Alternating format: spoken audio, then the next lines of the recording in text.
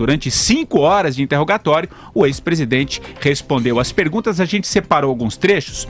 O primeiro deles, pessoal, para a gente já começar a esquentar aqui o nosso programa, durante a audiência, o ex-presidente Lula admitiu visita ao triplex no Guarujá, mas negou que tenha solicitado a compra do apartamento. Ele, porém, praticamente jogou a culpa em Dona Marisa pelo caso do triplex ao citar uma visita da ex-primeira-dama Marisa com o filho Fábio Luiz. Reginaldo, coloca esse primeiro trecho, a gente vai ouvir, a gente faz uma rodada aqui com os nossos comentaristas, depois a gente vai para um outro trecho. Vai lá.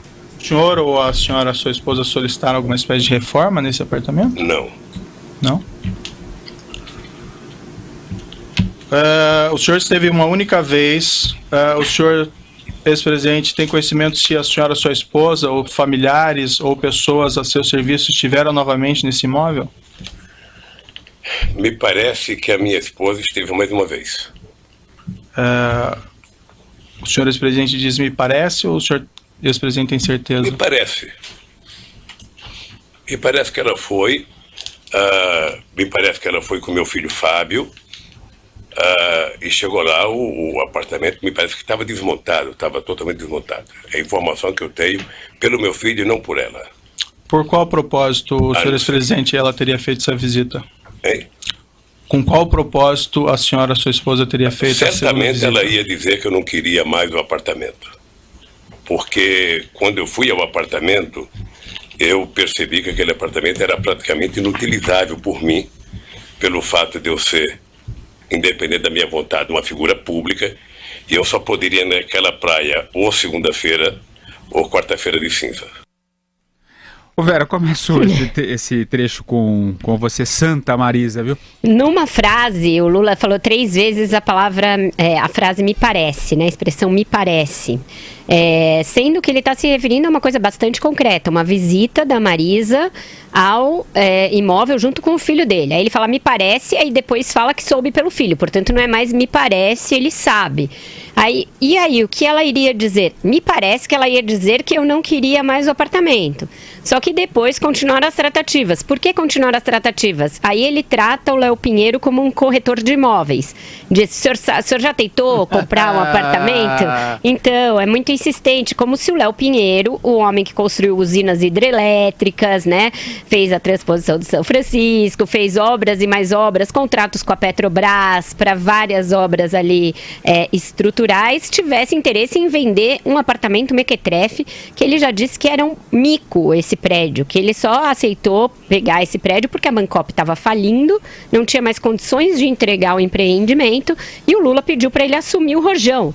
Ou seja, achar que ele e todos nós vivemos no País das Maravilhas e que a gente vai acreditar nessa história da carochinha que ele contou. Ele falou que estava tão disposto a ir lá contar toda a verdade para, primeiro, pôr a culpa na morta. Segundo, ficar tergiversando sobre coisas que são fatos concretos, documentos, idas ao imóvel para inspecionar. Ele ter recebido um executivo da OAS na sua casa, a gente vai falar e destrinchar cada um desses pontos. Mas esse daí já começa sendo o primeiro em que é risível, né? Me parece que também não te convenceu, né, Andreasa?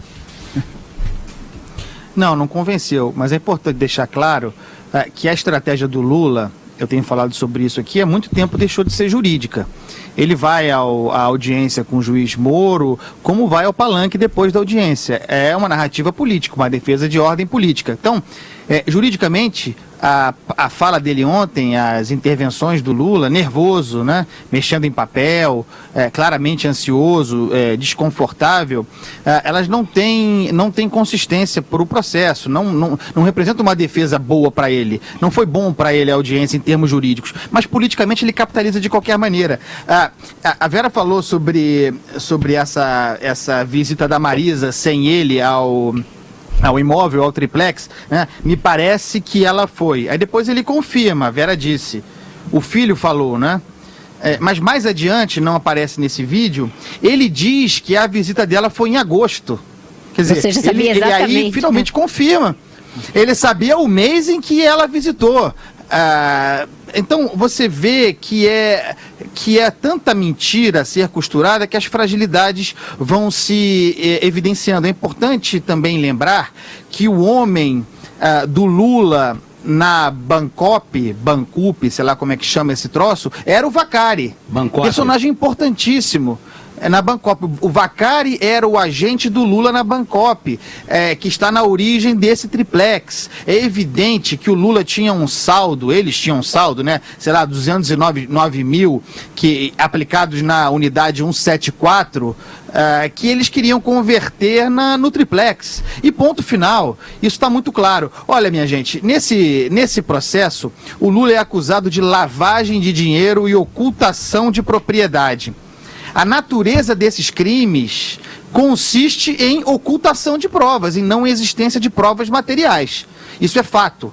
A gente pode dizer aqui que não há provas concretas, de fato não, é difícil que haja, porque senão esses crimes não se configuram, eles dependem disso. Agora, há quantidade volumosa de evidências, a sobreposição, essa é a novidade, sobreposição de delações premiadas, que vão configurando um cenário muito difícil para o Lula. E você, Madu? Olha, desde ontem de noite eu não faço outra coisa senão esmiuçar, desmontar, montar de novo, fazer a autópsia, né, deste depoimento do Lula ontem. Confesso que estou exausto. Agora, estudando principalmente a linguagem corporal nele, né, a body language, você vê que ele estava o tempo todo mentindo. Né? Do jeito que ele pegava os óculos, pegava os papéis. Agora, curiosamente, à medida que também ele foi se acostumando com o ambiente, ele foi meio que se soltando um pouquinho. O que só fez com que ele se afundasse mais. Porque o que ficou claro nessa questão do apartamento, em que ele negava peremptoriamente, ele negava qualquer ligação com o apartamento, ontem já deixou claro que havia, de fato, realmente uma ligação com o apartamento através da construtora lá do Léo Pinheiro, e que havia uma ligação com o Léo Pinheiro. E o Léo Pinheiro, a que eu saiba, não é corretor de imóveis, como se disse aí já. Ele é o presidente de uma grande empreiteira. Então, o que me fez, nesse primeiro momento do depoimento, revelou o que os brasileiros com o mínimo de bom senso já estão cansados de saber, né? Que é evidente que o Lula recebeu esse apartamento, escolheu esse apartamento, mequetrefe ou não, em troca, né, como parte do pagamento por uma facilitação de negócio para a OAS. É isso, está claro. Eu não vejo por que pensar diferente. Agora, ninguém dá recibo, ninguém assina papel dizendo que recebeu um produto de corrupção. Ou estou errado? Eu sou maluco? É isso mesmo, mas tem duas coisas aí. Tem documentos, tem um documento encontrado na casa do Lula, que é de 2004, uma opção de compra já do triplex. Aquele rasurado, né? Não, é um não Verdade. assinado, que ele falou, Verdade. tá assinado por quem? E aí o juiz Sérgio Moro fala, não está assinado. E aí o Lula chega a insinuar que a PF plantou o documento na casa dele. O outro é esse rasurado, em que é trocado o triplex por uma unidade simples, com uma rasura, e esse tem a assinatura da dona Marisa. Outra coisa que é importante dizer é que ele fala que ele ouviu falar do triplex só em 2 momentos. O primeiro em 2005, o segundo já em 2013. Acontece que tem uma reportagem do jornal Globo em 2010, com o Lula ainda na presidência, cujo título é Triplex da família Lula no Guarujá está atrasado. E lá diz já que a família Lula é proprietária de um triplex que está atrasado por problemas com a Bancopi e... grande coisa aí é ouvir da presidência, e a presidência confirma que o imóvel é do casal Lula e diz ali que sim, está atrasado, confirma, portanto ainda não era uma denúncia, ainda não existia Lava Jato, ainda não existia Petrolão, e era voz corrente que o triplex era da família Lula. A reportagem eu convido os ouvintes a irem atrás, está no meu Facebook e no meu triplex, essa vai virar meme. No meu Twitter, começa com o